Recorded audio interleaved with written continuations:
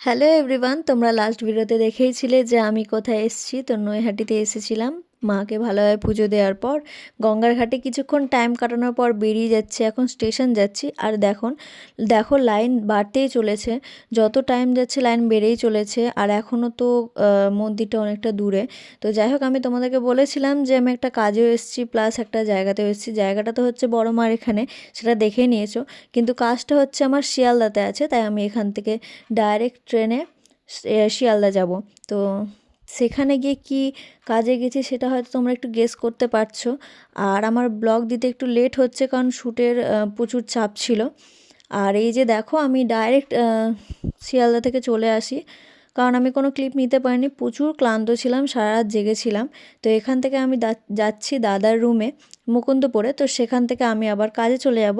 তো এই যে আমি একটু রেস্ট নেওয়ার পর একটু ফ্রেশ হওয়ার পর আবার বেরিয়ে পড়ি যেখানে যাওয়ার ছিল আর কি সেখানে।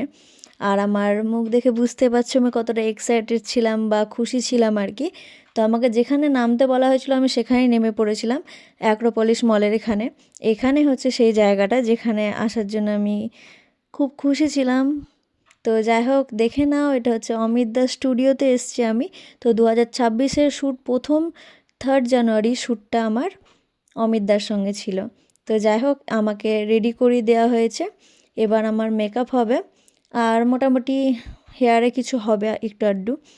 তো যাই হোক, আর আমি বেশি ক্লিপ নিতে পারিনি, টাইম পাইনি আর কি। তো এটা হচ্ছে আমার ফাইনাল লুক, তোমরা জানিও আমাকে কেমন লাগছে।